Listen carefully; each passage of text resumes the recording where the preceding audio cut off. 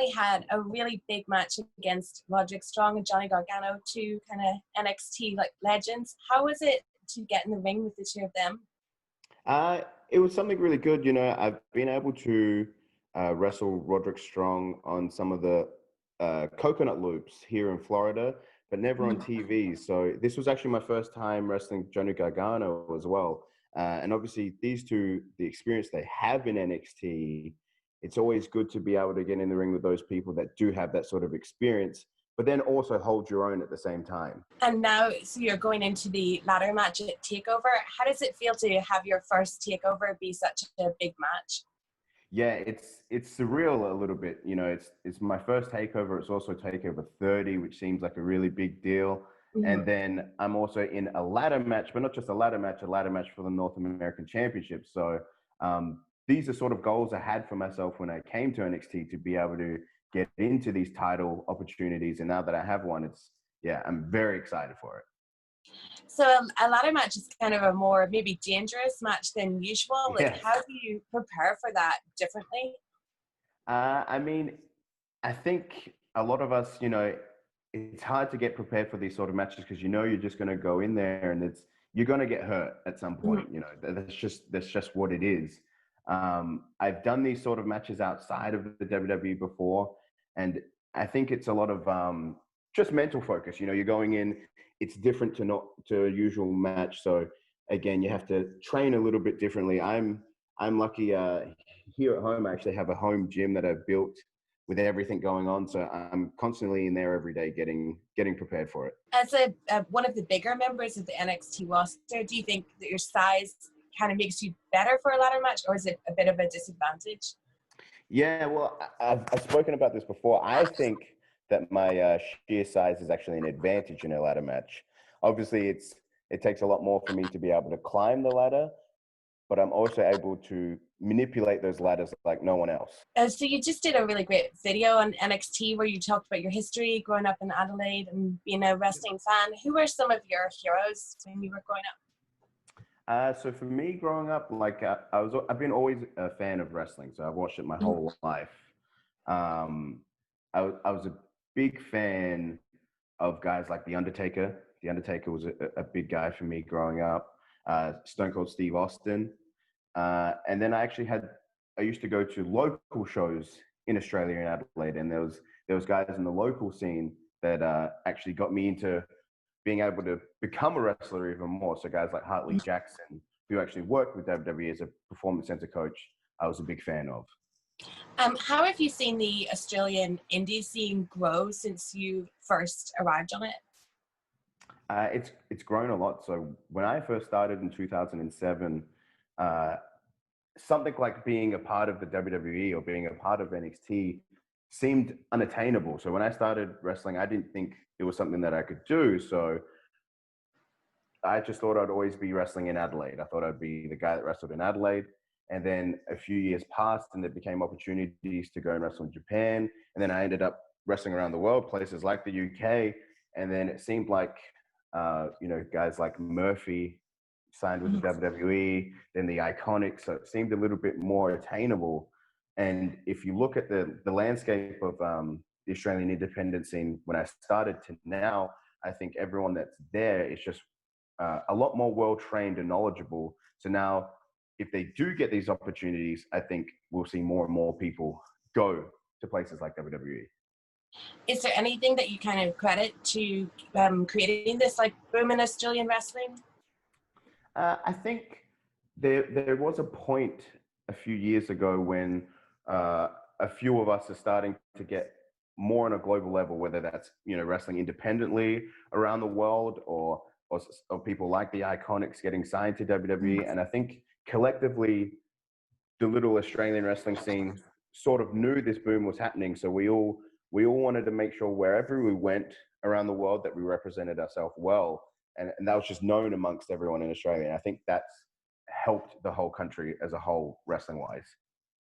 Do you have any Australians that you know in the indie scene like to look out for? Like I personally think maybe someone like a Kyle Fletcher who comes over here a lot. Yes, yeah. So Kyle Fletcher and his tag partner Mark Davis, I think, are incredible. I think they're ones to look out for. you see, I think there's some people from back home in my hometown that might not be well known now, but I'm hoping in the next few years will be people to look out for. There's a wrestler by the name of Rat Daddy that I think people need to remember. He's very interesting. It's a memorable name. Exactly, yeah. As soon as you hear that, you go, oh, that's interesting. And then you find out who he is and what he does. And then I think people will become big fans of him. And so you have wrestled all over the world, like even Noah and Rev Pro over here. What is different, like wrestling in America? How have you found the difference? I feel like anywhere that you go is slightly different. Anywhere that you wrestle has different cultures as well. So from wrestling back home, I think there's a different culture to wrestling in Japan, to then wrestling in the UK. I've wrestled on some of the indies here in the US before being in WWE, which is different again. I think the biggest difference with WWE is it's on such a global scale that you get to share what you love with even more people. Do you think it's important for wrestlers to have that like journeyman experience that you did? I mean, especially with the WWE, you have performers coming from all aspects. You have people that come from backgrounds like rugby or gymnastics or things like that. But for me personally, I wouldn't change a thing that I've done. I'm such a big fan of wrestling that all those little experiences, wrestling in front of 20 people in my hometown, to then being able to come here and wrestle in big arenas when we tour with NXT, for me, it makes it the journey even more memorable. So I think it's a good idea to try and get out there and wrestle on an independent scene, or wrestle in Japan or Mexico, places like this, before getting on such a big stage. So you talked about how much your wife helped you with your wrestling career. Yes. How does she feel about your now success, and how have you two like adjusted to this life in Florida? It's a bit surreal. It's something that we've both dreamed about. When I started wrestling, she was supporting me, and she never stopped supporting me. There was times where I thought maybe I wouldn't get into WWE and maybe I should look at a different career path. And she knew how much hard work I did do, so she pushed me to stay at it and follow my dreams, basically. And now it's weird to be like, hey, we did it. We're here in the US. We're living in Florida. Obviously, it's an adjustment, but we're doing well. We're happy. We flew our cats over from Australia, so oh, wow. that makes us feel a little bit more at home at times. It's our little family is here in Florida now. So before you were Bronson Reed, you were Jonah Rock. Where did this new name come from? It's always hard. Like, you hear a lot of stories about people trying to come up with ideas or inspiration from different names. And I just really liked the name Bronson a lot. I feel like it just suited me. It suited my personality, suited how I was. There's a few famous Bronsons that I can sort of relate to. Someone like an Action Bronson, the rapper. Yeah. So that's where I got that name. And then Reed was sort of just a last minute sort of thing, to be honest. And fans also know you as Thicc Boi. Where did that come from? So the fans, that's where Thicc Boi came from. So online on Twitter and Instagram, I started seeing that people were commenting, he's thick, or this, Bronson Reed is thick, or he's Thicc Boi. And I just embraced it. I always embrace the people. So I started calling myself Thicc Boi as well. And it just cottoned on and steamrolled from there. And now it's one of my nicknames in WWE. Who would have thought it? So we were talking about your journeyman experience. When someone like you comes to the Performance Center to do training there, like what can someone like you actually learn new at a place like the Performance Center? I think so. So for me, I feel like knowledge in wrestling is is the most important thing, and I feel like you never stop learning. And the Performance Center, while I might know things like your basic roles in wrestling, or I've been wrestling for a long time, I know how things work. There's people that have been involved with WWE for such a long time, coaches that also have wrestled on TV for a long time. So my coach at the moment is Shawn Michaels, and at times I forget that he's Mr. WrestleMania, he's HBK, and I Yeah. have to pinch myself and go, oh, wait a second, this is Shawn Michaels that I'm speaking to. And just, it's such a wealth of knowledge, like the experiences he's had, the moments he's been able to have, you know, at WrestleMania and things like that. I'm learning something new every time I speak to him, basically. Will you be calling on Shawn for some ladder match advice? Yes, definitely. Yeah. I've already, you know, I've watched the WrestleMania 10 ladder match with Razor a bunch of times, and then his rematch at SummerSlam a bunch of times. And that's sort of what put him on the map. And I hope that this ladder match, you know, I'm starting to gain momentum in my NXT career, but I'm hoping this ladder match cements me and puts me on the map as well. So with NXT now having their USA Network show, it feels like there's a lot of NXT performers who really aren't looking to move to on SmackDown. They're looking to like stay at NXT. Is that the kind of feeling that you sense? Yeah, I definitely do. You know, I think obviously the three brands for me are very different. I'm a fan of all three, but for me, someone that was a journeyman and loves pro wrestling, I feel like NXT is so passionate about pro wrestling that it's the place to sort of be if that's what you're passionate about as well. If you want to put on, you know, the best matches you possibly can, I feel like NXT is the place to be at the moment.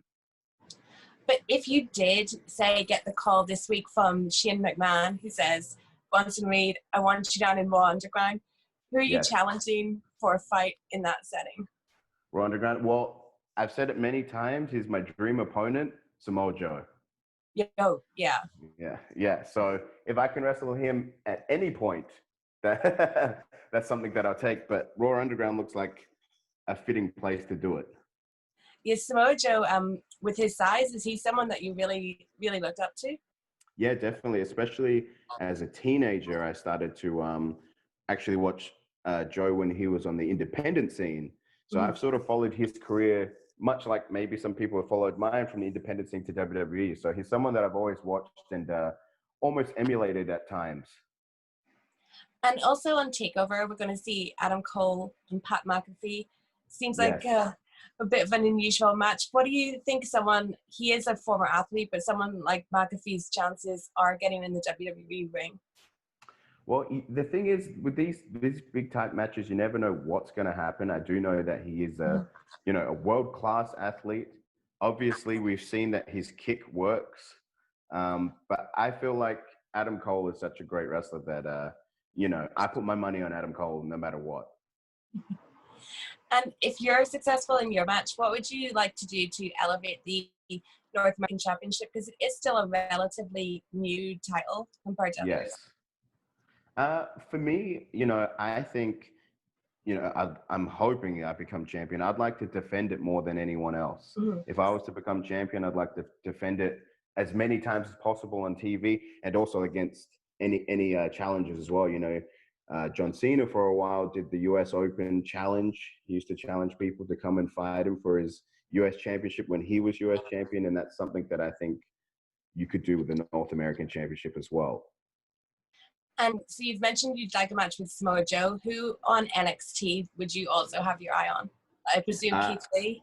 Yes. Yeah. Good guess. Yeah. I feel like that's obviously something that I want to do, but I feel like it's something that a lot of the people want to see as well. Every time that I've mentioned it, I've got great responses. And for me, that's the match that I think people want to see, and that's one that I want to have as well. So TakeOver, it's happening on a Saturday night, August 22nd. Yes. There's always a lot to watch on a Saturday night, and August 22nd, there'll be a lot more for wrestling fans to choose from. Why should they be watching TakeOver? You should be watching TakeOver because not only is it number 30, but you're going to see someone that's a 320-pound man climbing ladders, trying to do whatever he can to become a champion. So I guarantee you're going to see a spectacle like nothing else. Great. Thank you so much, Bronson, and good luck with everything. No, thank you, Stephanie. Thanks.